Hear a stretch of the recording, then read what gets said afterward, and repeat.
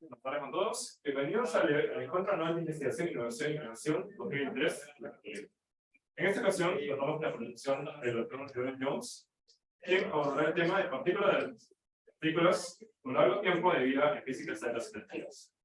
El doctor Jones realizó sus estudios de pregrado en la Universidad Católica y su maestría también.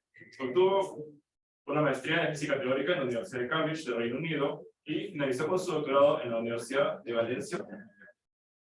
Luego de sus estudios doctorales, el doctor Jones continuó su carrera como investigador postdoctoral, primero en el laboratorio de INFN en Frascati, Italia, y luego en Valencia, España, con un contrato postdoctoral desarrollado en el laboratorio del CERN en Suiza.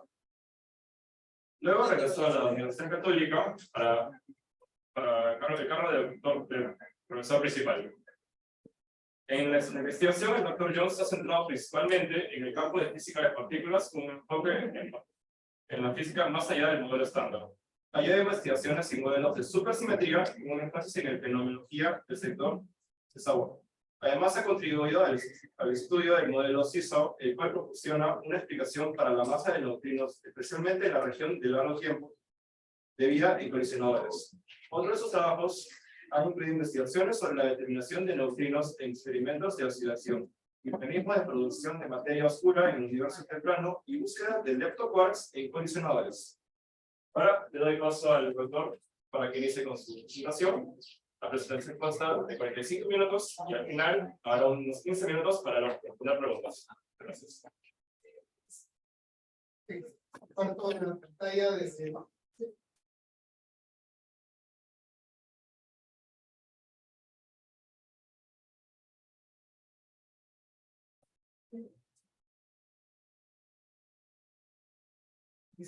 Creo que se ve bien.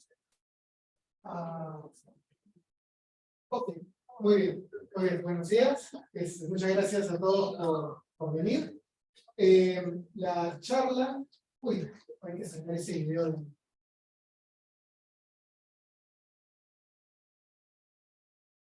Tal vez si no lo sé. Ya. Muy bien.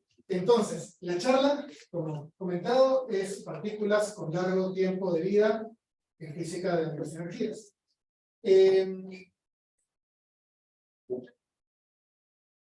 No funciona. Ahora sí. Muy bien. Entonces, la charla, gracias, va a tratar de mucho física de las energías. Por lo cual vamos a empezar hablando sobre el modelo estándar, ¿okay?, de física de partículas elementales y cómo se ha explorado este modelo, en particular en el gran colisionador de hadrones. Luego de esto, la idea es hablar un poco sobre los problemas que tiene el modelo estándar y presentar el modelo SISO, como se ve de un modelo de prueba, donde aparecen estas partículas con largo tiempo de vida. ¿Ok? Y luego vamos a comentar sobre algunos trabajos que hemos hecho acá en la Católica, tratando de explorar modelos con este tipo de... Muy bien, entonces, lo que ven aquí es el modelo estándar tal como lo conocemos el día de hoy. Tiene tres sectores, ¿ok? El de los fermiones, el de los escalares y el de los vectores. Entonces empecemos con los vectores. Los vectores son que describen las fuerzas fundamentales: el electromagnetismo, la interacción fuerte y la interacción débil. Cada una de esas interacciones está descrita por una partícula. El electromagnetismo está descrito por el fotón, ¿ok? Y es la interacción que hace que todo funcione. Toda la electrónica está basada en la interacción electromagnética, ¿ok? Por lo cual el fotón es esencial. Luego más abajo tenemos el gluón, que es el mediador de la interacción fuerte. El gluón es aquella partícula que permite que se formen los protones y los neutrones, ¿ok? Como partículas compuestas. Y luego, aquí en este lado tenemos a los bosones Z y W, que son las partículas responsables de la interacción débil. La interacción débil es aquella que produce fenómenos de radioactividad. Luego, al otro lado, tenemos los fermiones, partículas de spin unida. Vemos que hay 3 columnas, pero vamos a concentrarnos solo en la primera por acá. ¿Okay? En esta columna tenemos acá arriba los quarks y acá abajo los leptones. Los quarks son fermiones que interactúan por la interacción fuerte, mientras que los leptones no interactúan por. Todos interactúan por la débil y casi todos por la electromagnética, pero solamente los quarks van a interactuar por la fuerte. Bien, arriba vemos que hay 2, U y D, son up y down, y son las partículas que conforman el protón y el neutrón. El protón tiene 2 ups y un down, mientras que el neutrón tiene 2 downs. ¿Muy bien? Más abajo tenemos el electrón, es decir, de todas formas han escuchado de él. Y, como sabemos, le da vueltas al protón debido a la interacción electrónica. Más abajo tenemos una partícula súper importante nosotros en la tónica, porque tenemos bastante en el grupo de altas energías, que es el neutrino. El neutrino es una partícula que interactúa muy poco con la materia. Punto, en estos momentos, ahorita, estamos siendo todos atravesados constantemente por millones de neutrinos y no nos damos cuenta. ¿Ok? ¿De dónde vienen esos neutrinos? Por ejemplo, del Sol, del centro del Sol. Las reacciones nucleares que ocurren en el centro del Sol emiten neutrinos. Y es gracias a estos neutrinos que podemos confirmar nuestros modelos para el interior del Sol. ¿Ok? Porque la luz del interior del Sol sale. ¿Ok? Es reabsorbida rápidamente. Mientras que los neutrinos, como interactúan tampoco con la materia, pues salen. ¿Ok? Tenemos información directa del interior del Sol. También tenemos rayos cósmicos que inciden en nuestra atmósfera y producen una cascada de otras partículas entre las cuales tenemos neutrinos. ¿Ok?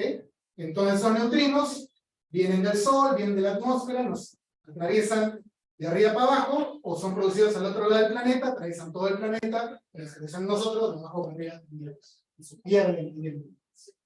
¿Bien? Entonces, estas son las 4 partículas principales entre los fermiones: el up, el down, el electrón y el neutrino. Y como verán, realmente hay 3 columnas. ¿Ok? Las partículas que están en estas columnas de acá son básicamente hermanos de las de la primera columna. Son idénticas a las de la primera columna, pero tienen más masa. Así como hay un quark up, tenemos un quark charm y un quark top. El charm es más pesado que el up, el top es más pesado que el charm. Lo mismo, tenemos el strange y el bottom es el más pesado, seguido por el strange y luego el down. Luego tenemos el tau, protones cargados, tenemos el tau, luego viene el muón, el masa y finalmente el electrón. Y finalmente tenemos 3 tipos de neutrinos. Ahora, las partículas que están en estas 2 columnas, al ser más masivas, no se encuentran normalmente en los fenómenos del día a día.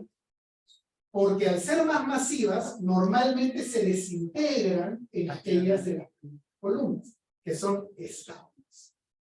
¿Bien? ¿Por qué hay 3? Si alguien lo descubre, tiene premio Nobel asegurado. Que es uno de los grandes misterios de la física de partículas. ¿Por qué hay 3? Sabemos que no hay 4, digo, no voy a explicar ahora, pero ¿por qué hay 3? No lo sé. Y luego tenemos al bosón de Higgs, ¿ok?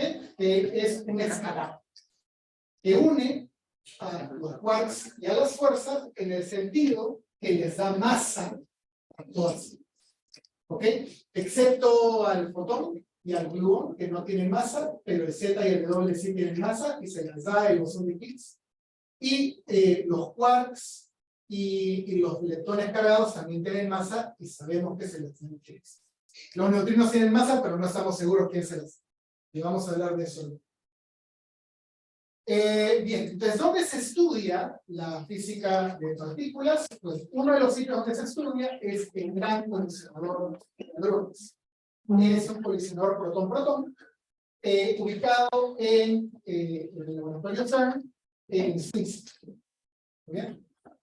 ¿Verdad? Antes que me olvide, si hay preguntas, no esperen al final. Se levantan la mano y me preguntan. No pasa nada que interrumpir la charla, porque a veces las preguntas es mejor responderse en el momento. ¿Okay? Entonces, si hay alguna pregunta del modelo estándar, por lo menos. ¿Okay? Con confianza. Bien, entonces, estamos hablando del gran colisionador de hadrones. Colisionador protón-protón, ubicado en el CERN en Suiza. Consta de un anillo de 27 kilómetros de circunferencia que se encuentra a 100 metros bajo tierra y colisiona los protones a energías de 13 teraelectrones. Estas colisiones no ocurren en cualquier sitio, ocurren en 4 puntos específicos donde se hallan los 4 experimentos grandes del LHC. Atlas, CNS, LHCb y ALICE. Y hablaré un poco de esto más adelante. El LHC es un triunfo de la ingeniería moderna, ¿ok? Ya que para poder tener esas colisiones, estas energías, maneja sistemas de vacío de unas 10 a la menos 14 atmósferas, que es comparable con la atmósfera lunar. ¿Ok? Y esto hace que el LHC sea uno de los sitios más vacíos del universo conocido. También, para acelerar las partículas, usa imanes superconductores, que para que funcionen, necesitan trabajar a temperaturas muy bajas. Estos imanes superconductores trabajan a temperaturas de 1.9 Kelvin, que es más frío que el espacio exterior. Por lo cual consideramos que el LHC es uno de los lugares más fríos del universo conocido. ¿Okay? Entonces, chévere en esos ingenieros. Muy bien. Aquí tenemos una idea de qué tan grande es el LHC. Lo he puesto en un mapa de mi imagen. Ok, entonces aquí está la Católica en verde. Bueno, la Católica realmente se marca la línea, ¿no? Pero aquí tenemos la Católica, justo donde salió el sol. Bueno, y vemos que el anillo sale de la universitaria, cruza la Marina, llega a Brasil por ejército, ¿no? Luego sigue subiendo, tenemos Pericuars con Angamos, cruza Javier Prado con la aviación, tenemos acá a Nicolás Ayón con México, acá está el centro histórico de Lima, eventualmente regresa a la Amazonia. Muy bien, yo la verdad siempre hago el mismo chiste, ¿ya? Yo siempre digo que hice esto para mostrar lo grande que era el HC y terminé demostrando lo grande que era el mundo. ¿Ok? Pero bueno, es lo que hay. Bien, estábamos hablando de los 4 experimentos. Entonces, el primero es Atlas. ¿Ok? Esa es una foto promocional de Atlas. Realmente el detector no es así, estaba en construcción, pero la idea es mostrar las dimensiones. Si se dan cuenta que hay una presión. ¿Ok? Entonces el detector es bien grande. Es irónico que un detector tan grande se necesite para detectar partículas tan pequeñas, es que se mueven mucho. Bien, entonces acá tenemos una mejor idea de lo que es el detector Atlas y todos sus subdetectores. Y ya hablaremos un poquito sobre estos sin tanto de. Atlas es un detector multipropósito. Su objetivo principal era hallar al bosón de Higgs, pero también está diseñado para hallar señales de una física, como por ejemplo supersimetría, neutrinos pesados, materia oscura, leptoquarks, lo que quieran. No se ha hallado nada de eso, pero ese era sobre hallarlos si estaban ahí. ¿Bien? Sabemos que no están ahí, es información muy interesante. Otro experimento importante es CMS. CMS también es un detector multipropósito. La idea es que Atlas y CMS chequeen entre sí sus resultados. Entonces, cuando Atlas halló de Higgs, pues digamos que el anuncio no habría valido de nada si es que CMS no lo hubiera hallado. Al final, los dos presentaron el hallazgo al mismo tiempo, dándole seguridad a todos los científicos que efectivamente salía ya los Higgs y no era un error de uno. Bien, brevemente tenemos LHCb, que lo que trata es entender mejor la diferencia entre partículas y antipartículas, y ALICE, que es un experimento donde la católica está involucrada, que estudia el plasma de quarks y gluones, que es un estado de la materia que se cree que fue abundante poco tiempo después del Big Bang. Estudiantes de la católica han diseñado subdetectores, eso, para que tengan una idea. Bien, entonces, hablando de subdetectores, lo que tenemos acá es un esquema de Atlas, ¿ok? Porque ahora en toda la charla voy a enfocarme en Atlas, que es donde hicimos el trabajo. ¿Bien? Entonces, lo que tenemos acá es como un pie, ¿no? de la sección transversal del experimento. Como ustedes pueden ver, el detector es como un cilindro. Así que el cilindro lo estamos viendo de frente y estamos viendo la sección del centro hacia afuera en dos segmentos. ¿Ok? Entonces aquí está el centro del cada uno. Y lo que tenemos acá son los distintos subdetectores de Atlas. El experimento está formado, les gusta a ellos decirlo, como una cebolla, tiene distintas capas. Vamos a hablar un poquito de qué cosa hace cada capa. Bueno, para empezar, acá abajo tenemos el punto de interacción. Es ahí donde ocurre la colisión entre los protones. Y de esa colisión salen partículas.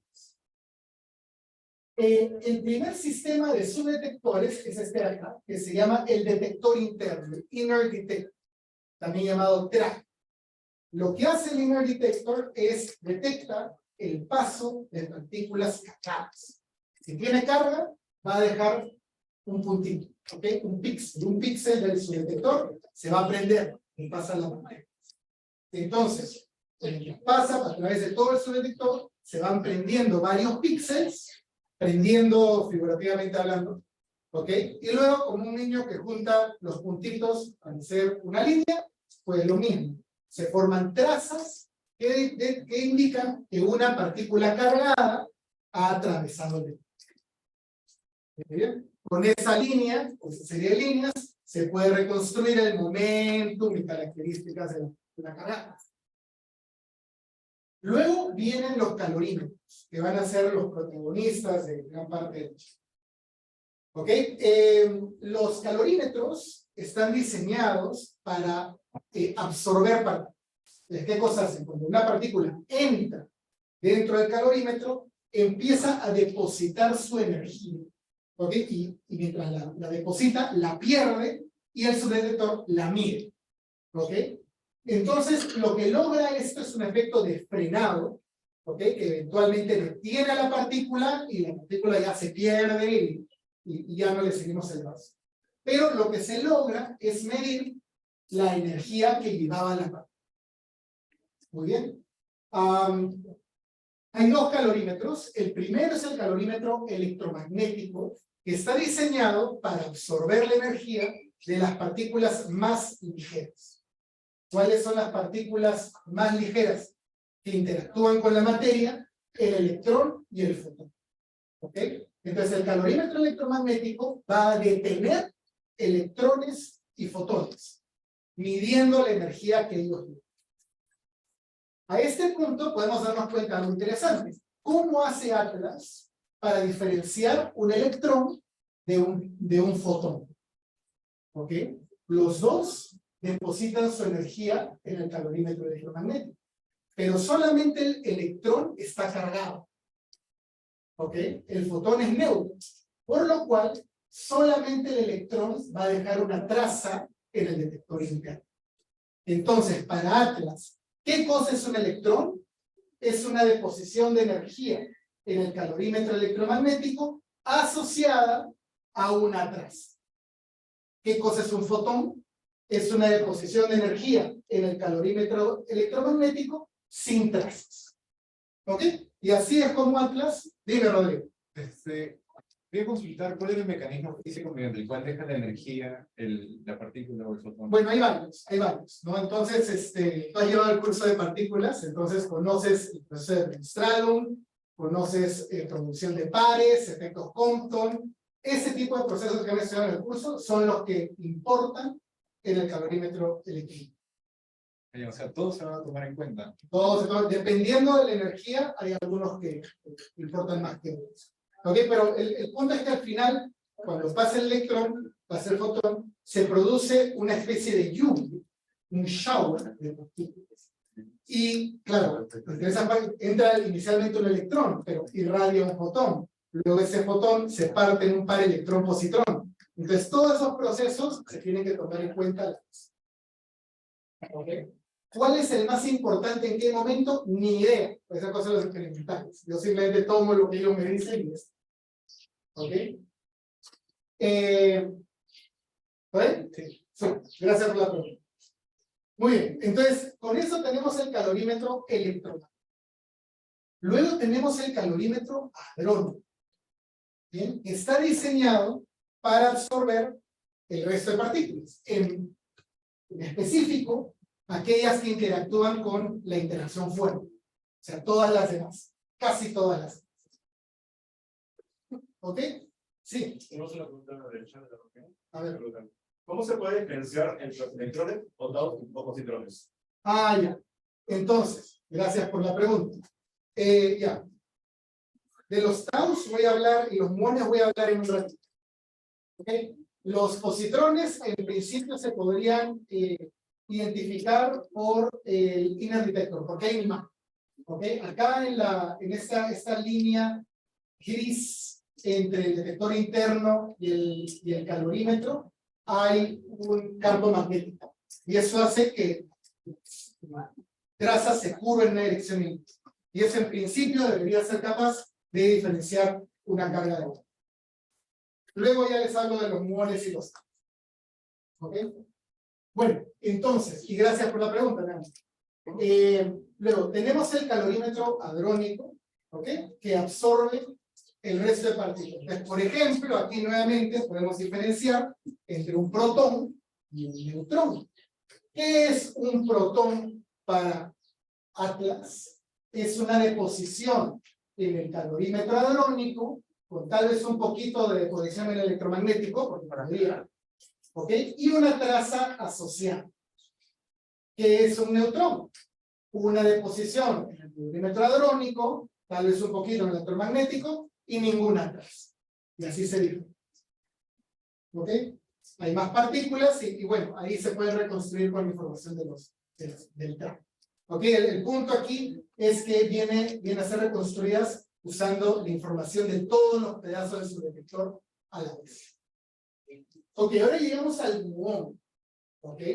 Entonces el muón es un problema porque no es suficientemente pesado como para ser absorbido en el calorímetro, no es suficientemente ligero como para ser absorbido en el calorímetro electromagnético, pero tampoco tiene las interacciones que tienen el resto de partículas que interactúan por la interacción fuerte, como para ser absorbido en el calorímetro hadrónico. Entonces el muón se pasa, ¿ok? Deposita muy poca energía. Por ello, para confirmar que lo que tenemos son muones, porque vamos a tener las trazas igual, se ha diseñado un sistema de muones que son unas placas que registran el paso de los muones. ¿Ok? Unas placas gigantes. ¿Bien? Entonces, con eso uno puede saber, mira, lo que ha salido es un muón. Los taus, siguiendo la pregunta, tienen un tiempo de vida muy corto, se integran muy rápido. ¿Ok? Entonces, realmente no llegan a pasar del inner detector y se desintegran, por ejemplo, en muones y neutrinos o en jets, en partículas, en pares de quarks, etcétera, etcétera, etcétera, ¿no? Entonces, el tau normalmente requiere una reconstrucción un poco más compleja que la que pongo aquí. Finalmente tenemos los neutrinos. Los neutrinos no interactúan con nada, entonces se escapan. se escapan. No obstante, sí tenemos herramientas para saber que ahí hay un neutrino. ¿Por qué? Porque tenemos conservación de momento. ¿Ok? Y conocemos, nos conocemos bien el momentum en la dirección transversal. ¿Ok? Por lo cual, sabemos que es la suma de momentum en dirección transversal tiene que dar 0. Si no da 0, es porque un neutrino se ha llevado momentum. Muy bien. Entonces, hablemos del descubrimiento más importante. Todavía no hemos llegado a partículas con largo tiempo de vida. ¿Ok? El descubrimiento más importante del HC fue el bosón de Higgs. ¿Bien? Que fue un descubrimiento del experimento Atlas y SIMPLEX. ¿Cómo es que se descubrió el Higgs? Pues, primero se colisionan dos protones. Realmente no son dos, es todo un bunch de protones interactuando con otro bunch de protones. Se ocurre la colisión. Y luego, la formulita se la conocen, la de E igual a mc cuadrado, pues eso nos dice que uno puede, de una colisión de alta energía, usar esa energía para producir nuevas partículas. ¿Ok? Entonces, hay cierta probabilidad que la colisión de protones genere un bosón de Higgs. Muy bien.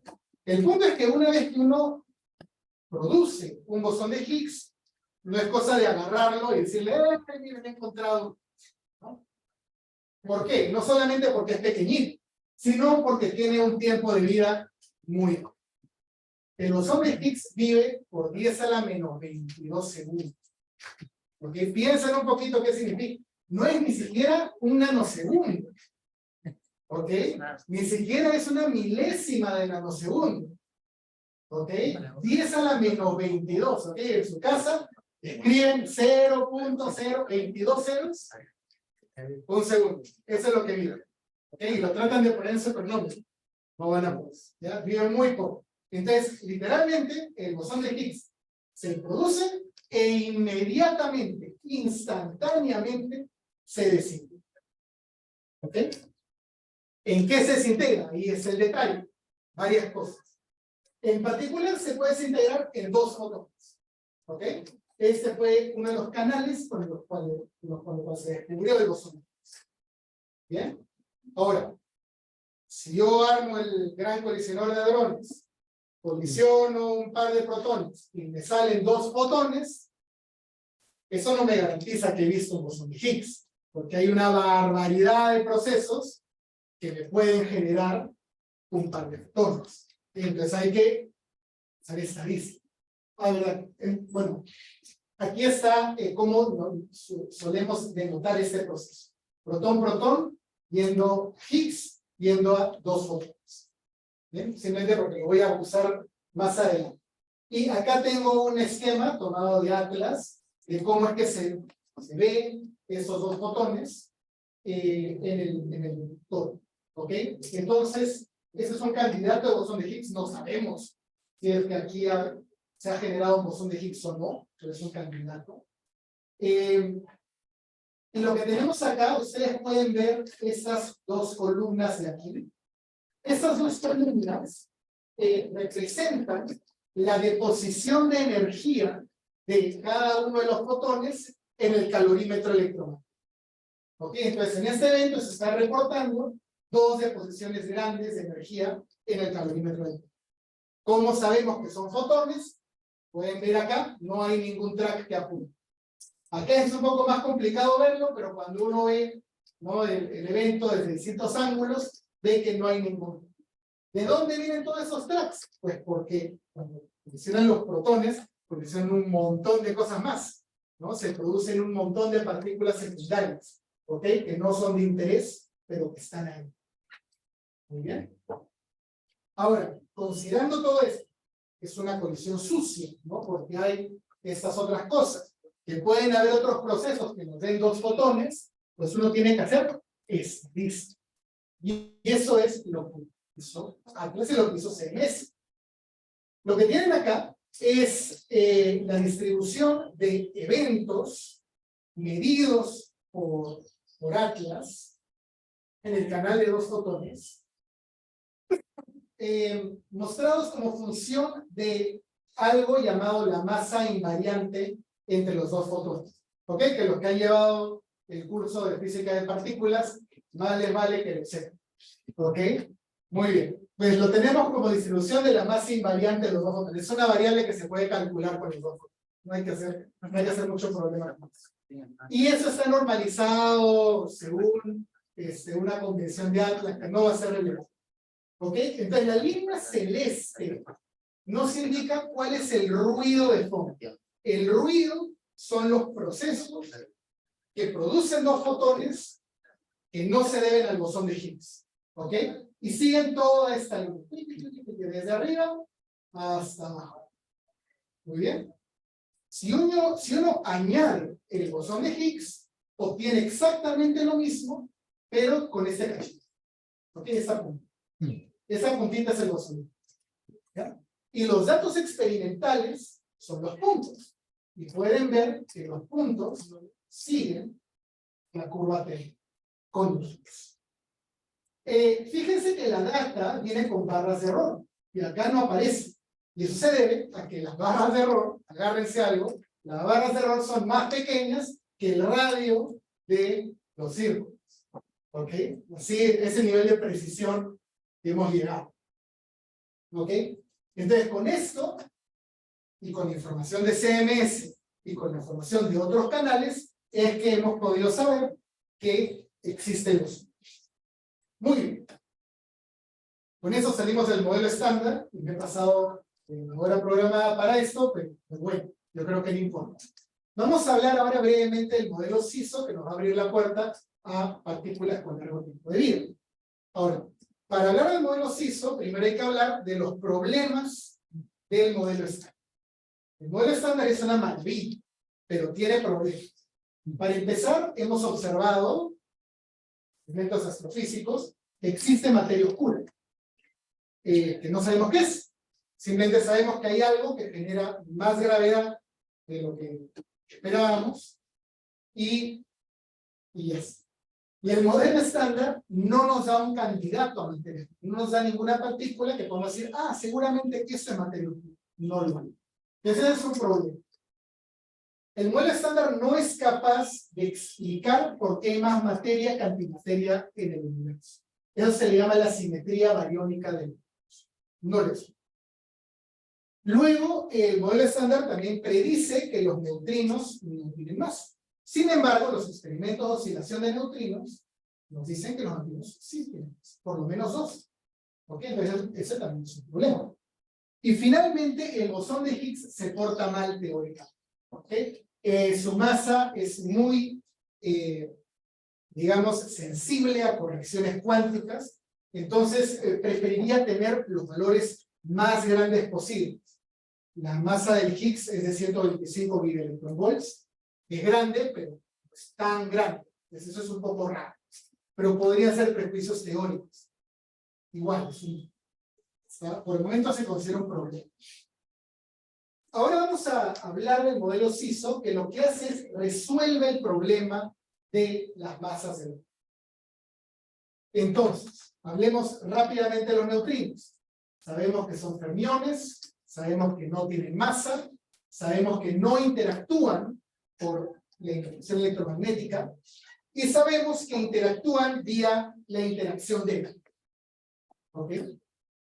Ahora, nosotros queremos darles masa. Y para darles masa tenemos que extender el modelo. ¿Ok? Podemos extender el modelo tomando el mismo modelo estándar y añadiendo nuevas partículas y o nuevas interacciones. El mecanismo CISO hace las dos. ¿Qué hace el CISO? Agarra el modelo estándar y le añade nuevas partículas. Estas partículas van a ser parecidas a los neutrinos originales. Van a ser fermiones en un medio. Van a tener masa, pero es una masa de Majorana. Y eso hace que estas nuevas partículas sean iguales a las antipartículas. Van a ser electromagnéticamente neutras, ¿ok? Tales como los neutrinos originales, pero no van a sentir la interacción de. ¿Ok? Entonces, fíjense, la diferencia es que los originales no tienen masa y sí sienten la interacción débil, los nuevos sí tienen masa y no sienten la interacción. Eso hace que los llamen normalmente neutrinos estéreos, ¿ok? O leptones neutros pesados, neutrinos de mano derecha. ¿Bien? Entonces, básicamente son como los originales, ¿ok? Pero malas copias, ¿ok? Mal hechos. ¿Bien? Esa es la idea. Ahora, para los que han llevado mecánica cuántica, brevemente, esa es la única diapositiva para los que han llevado mecánica cuántica, hay que entender los neutrinos del modelo estándar y los neutrinos estériles como autoestados de interacción, ¿ok? Se expresan en la base de interacción, ¿ok? No obstante, existe una matriz de masa que hay que diagonalizar, y al diagonalizar dicha matriz de masa, se llega a la base de autoestados de masa, donde ahora ya no tenemos Nu1, Nu1, Tau, Nu1, Nu2, Nu3, sino tenemos Nu1, Nu2, Nu3, N4, N5, N5. ¿Ok? Y los nuevos autoestados, que son una superposición de estos, van a tener las siguientes características. Los primeros tres van a tener las mismas interacciones, muy parecidas a estos originales, pero van a tener una masa pequeña. Mientras que estos tres van a tener una masa muy parecida a la de los originales y van a tener interacciones pequeñas. Pequeñas significa con intensidad menor que la débil, o sea, más débil que la débil. Imagínense que va a ser muy difícil de detectar. Y ese es justamente el problema, porque para confirmar ese modelo, lo que necesitamos hacer es descubrir estas tres partículas, tal como se descubrió el modelo de Higgs. ¿Ok? Que confirmó el mecanismo para darle masa al resto de partículas del modelo estándar. Entonces ahora lo que toca es hallar estos neutrinos pesados. A ver si están ahí o no. Entonces, ¿cómo hace uno para describir un neutrino pesado? Pues primero lo identifica con masa. La masa es un parámetro que no conocemos. ¿Ok? Entonces, habría que darle un número.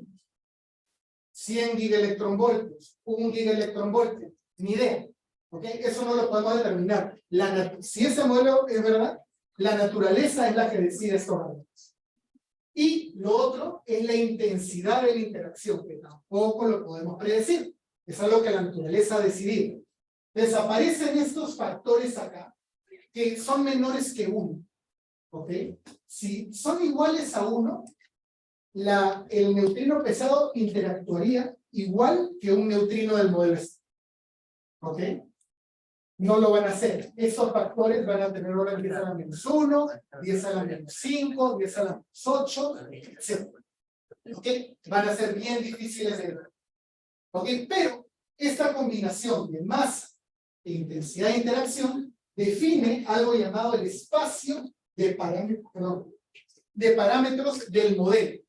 ¿Ok? Y lo que nosotros necesitamos son experimentos capaces de probar todas las regiones del espacio. Eso es lo que queremos. Que se puede es otra cosa, ¿no? Pero eso es lo que...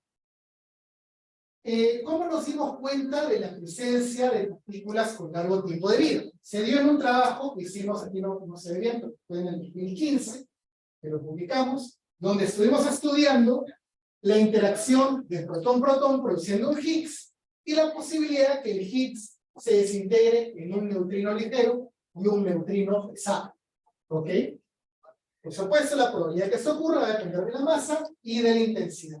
Y generamos este resultado, donde aquí es el espacio de parámetros. En el eje X tenemos la masa y en el eje Y tenemos la intensidad. Dentro, simplemente para explicarles cómo leer este resultado, las zonas sombreadas son aquellas que han sido probadas por otros experimentos. ¿Ok? Entonces eso significa que, por ejemplo, si el neutrino tuviera una masa de 1 gigaelectronvolt e interactuara con una intensidad de 10 a la menos 4, algún experimento lo habría visto. Y como no se ha visto, esta región está excluida experimentalmente. ¿Ok? Lo mismo con la... lo que notamos es que en esta región del espacio de parámetros, el neutrino no sería como el Higgs, que uno produce el Higgs y se desintegra inmediatamente. En esta región, el neutrino se podría producir en el colisionador y podría avanzar una distancia macroscópica medible antes de desintegrarse. El neutrino pesado. ¿Ok? Y que además de eso se desintegraría dentro del detector. Entonces que seríamos capaces de medir esa desintegración. Y con distancia macroscópica me refiero a distancias de entre un milímetro a un par de metros. ¿Ok? En esta región. Y bien, estuvimos estudiando esto y hemos producido un par de trabajos. Yo les quiero contar de uno en particular. Bueno, eso es lo que les acabo de decir, ¿no? El neutrino en esa región tiene largo tiempo de vida, se desplazan su distancia macroscópica, y el punto importante aquí es que ese tipo de señales no están. Porque si recuerdan, toda la detección de partículas necesitaba los subdetectores. Esta información del tracker, el inner detector, esta información de los calorímetros, del sistema de muones, y si la partícula se mueve y desintegra en la mitad del calorímetro, en la mitad del detector interno, entonces la señal ya necesita un poco más de trabajo para poder ser reconstruida. ¿Ok? Y eso es lo que estamos haciendo. Sí. Dijo que estos neutrinos pesados podrían tener una interacción más débil. ¿También interactuarían de forma débil para desintegrarse? ¿O Sí, sí. Solamente se desintegrarían vía la interacción débil. Pero como su interacción es más débil que la débil, ¿ok? Porque está en la región de donde se dice a la -5, es a la -6, se demora aún más en desintegrar. La anchura de desintegración se vuelve muy chiquita y el tiempo de vida es la inversa de eso. Pues el tiempo de vida es muy grande. Eso es lo que se entiende. ¿Y seguiría siendo entonces con fuerza débil? Sí. Electromagnética y fuerte de ninguna manera. ¿Okay? Gracias por la pregunta. Bueno, entonces ahora les voy a contar un trabajo, el último trabajo que hemos hecho en este contexto, que es, eso es para asustarnos, ¿ok? No se preocupen, ¿ok? Es una extensión del modelo CISO, ¿ok? Esto de arriba, para los que están llevando el curso de teoría cuántica de campos, representa el modelo CISO, y esto de abajo representa la extensión que hemos hecho en los operadores. Ya les voy a contar qué es lo que pasa.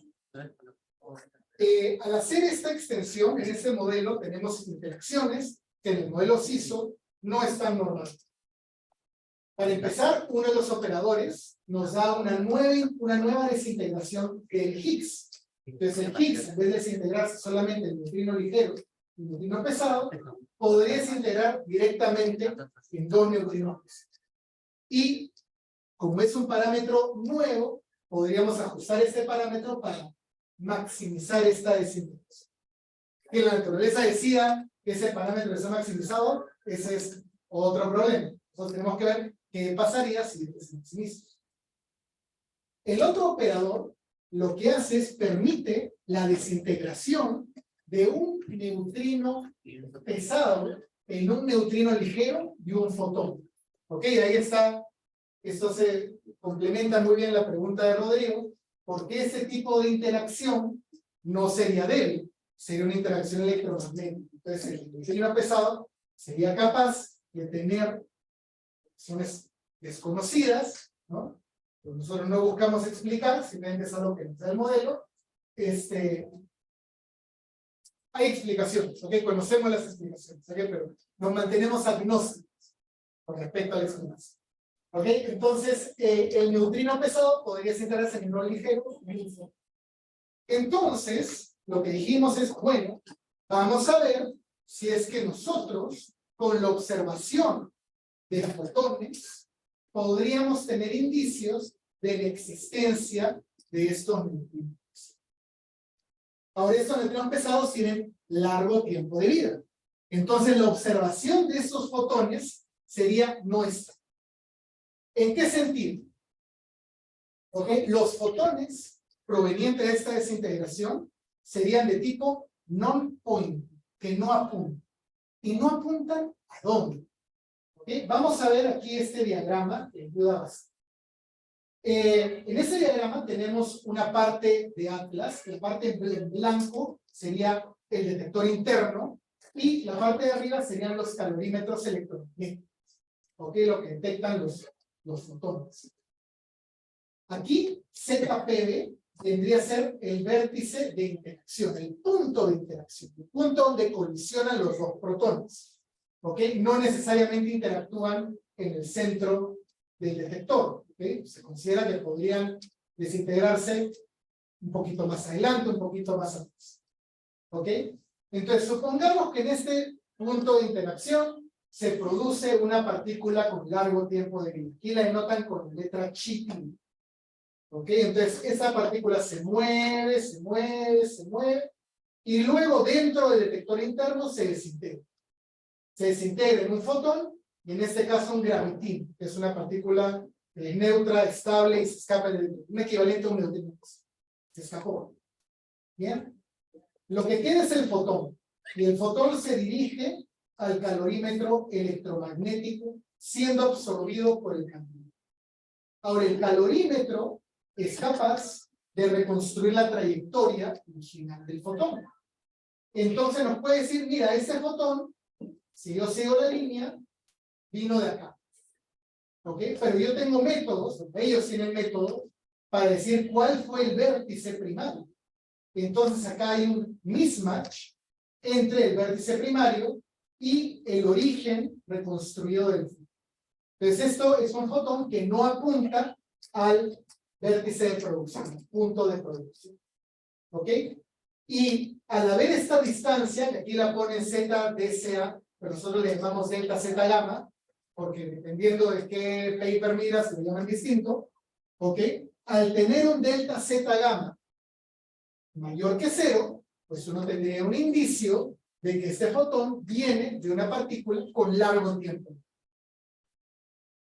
La otra variable que se usa es el T gamma, es el tiempo de llegada del fotón. Si yo tengo un fotón que ha sido producido en el vértice primario y cae en el calorímetro, pues va a viajar a la velocidad de la luz. Entonces va a tardar un tiempo específico en llegar. Pero si esto viene de una partícula, largo tiempo de vida, que no se mueve a la velocidad de la luz, porque es pesada, ¿ok? Entonces va más lento, y luego se desintegra en un fotón, se va a demorar un poquito más en llegar, un par de nanosegundos en llegar, pero nuestros experimentos son capaces de detectar esos nanosegundos. Porque entonces combinando el tiempo de llegada y la variable del mismatch, del non-pointing variable, así la llaman, non-pointing variable, uno puede intuir si estos fotones vienen de una partícula con largo tiempo de vida o no. Pues eso hicimos, implementamos el modelo y lo ejecutamos. Magra, que es un simulador de colisiones, luego con Pythia, que es un generador de lluvias de partones, y luego Delfes, que es un simulador rápido de detectores. ¿Ok? Esto acá tomó un año. ¿Ok? Es una diapositiva, fue un año.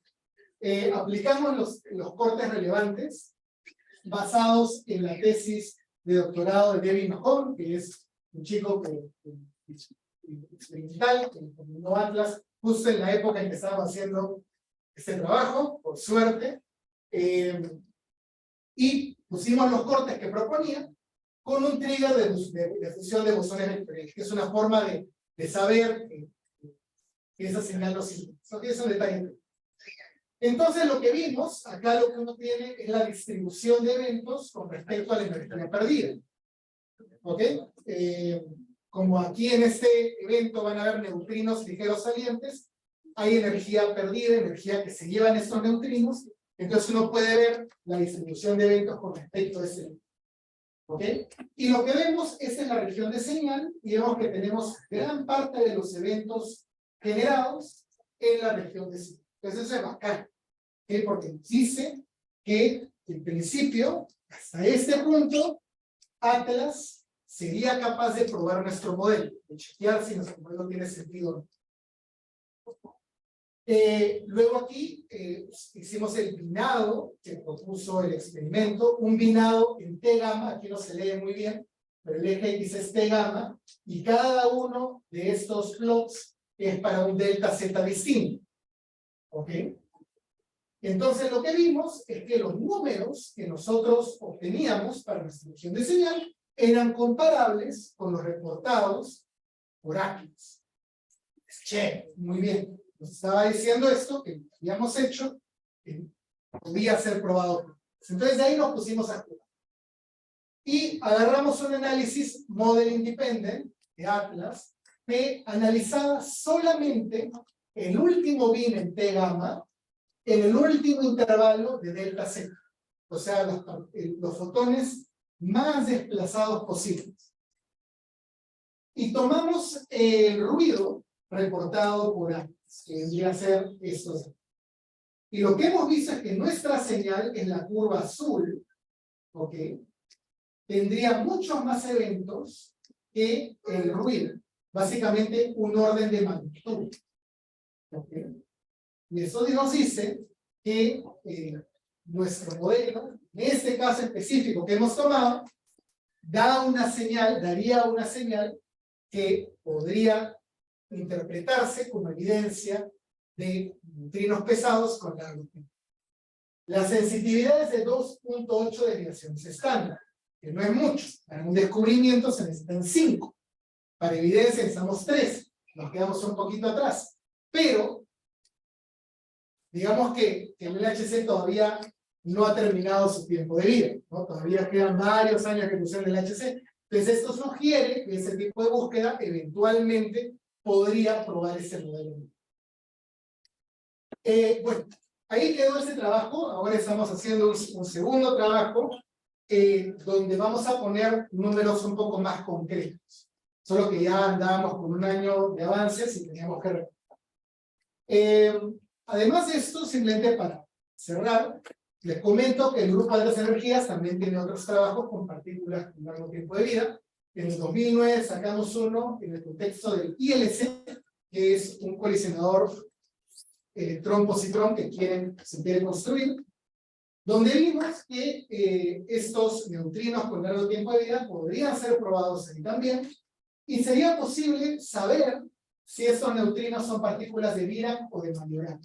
Es decir, si es que son la partícula es igual a la antipartícula o no, viendo la distribución no voy a entrar en detalles porque yo me pasé maleadamente el tiempo. Sí. Y luego también quería remarcar un trabajo del 2020 donde estudiamos un trigger de fusión de bosones vectoriales, que es una forma de decirle al detector, ok, tienes que medir ahora, donde vimos que para neutrinos muy pesados, podríamos tener un descubrimiento, no una evidencia, sino un descubrimiento. Asimismo, también, además de ese trabajo que estamos mejorando, también estamos trabajando actualmente en otro tipo de trigger, un trigger llamado Cal Ratio, que busca usar la información de ambos calorímetros, el magnético y el hadrónico, para empezar a medir. ¿Ok? Esos dos trabajos pues están en progreso, espero que sean publicados este año, o por lo menos que las mandemos a publicar este año, y bueno, espero que eventualmente lo vean. Muy bien, entonces nada, como pueden ver hay mucho por hacer en el grupo. Si les interesa más información del grupo de altas energías, les recomiendo buscar en YouTube posgrado PUC altas energías, aquí donde hay un video de 5 minutos, donde pueden saber las actividades en las que está involucrado el grupo en el 2016, es un poco antiguo, pero más o menos seguimos en líneas parecidas. Ok, solo que nos vemos más jóvenes. Así que nada, muchas gracias por su atención, y si hay alguna pregunta, y si tenemos tiempo, se los agradecería mucho. Gracias.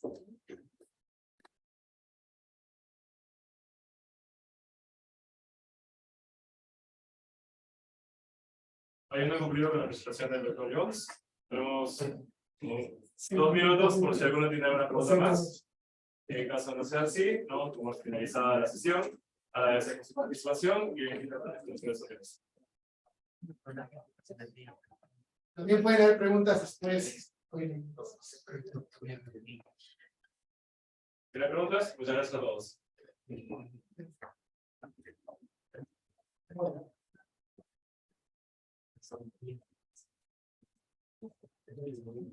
Se cortó la transmisión.